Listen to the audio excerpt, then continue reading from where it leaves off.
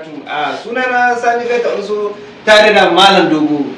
Mun zo ne da sanarwar da zamu gabatar muku da wata shahararriyar waƙar da za a saka nan da dan wani lokaci kaɗan. Waƙar masoya, ina masoya zan Dogo Fakai TV.